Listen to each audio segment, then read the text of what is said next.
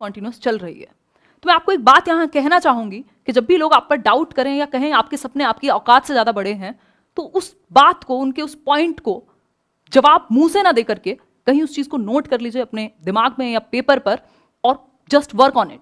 कोशिश कीजिए, काम कीजिए अपने ऊपर और जवाब अपने आप मिल जाएंगे। मेरे 3 वो बातें जो मैं जाते जाते आपसे कहना चाहती हूं, जो आप अपने साथ रखें। पहली बात कि आप कहां से शुरू करते हैं, कितनी बड़ी जगह थी, कितनी छोटी जगह थी, किस गांव, किस शहर, किस कस्बे से आप देख रहे हैं, कितने संसाधन आपके पास हैं, कितने संसाधन आपके पास नहीं हैं।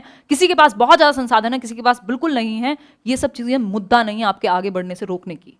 आप रुक ही नहीं सकते क्योंकि आपके पास संसाधन कम है या आप किसी छोटी जगह से हैं, आप हिंदी मीडियम में पढ़े थे, आप गांव में रहते हैं, कोई फर्क नहीं पड़ता। फर्क पड़ता है आपकी जिज्ञासा से, आप में वो आग कितनी है कि आप रुके ना, आप कितने जिज्ञासु हैं कि आप थके ना, आप आगे बढ़ते रहें डिफिकल्टीज को पार करके।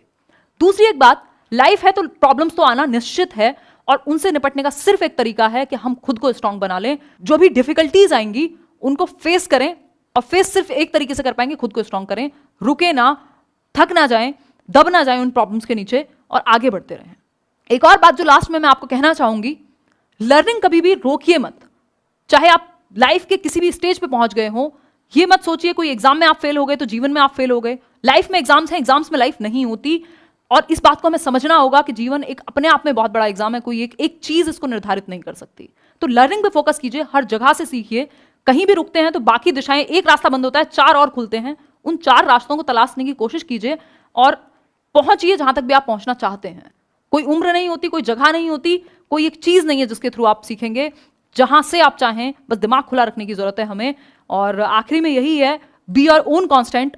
दुनिया आपके साथ हो ना हो, आप अपने साथ होने चाहिए और हर सिचुएशन में अगर आप अपने साथ खड़े हैं तो लोग भी आ ही जाएंगे, आज नहीं तो कल आपके साथ। तो अंत में यही कहना चाहूंगी, लेट्स लर्न। Thank you.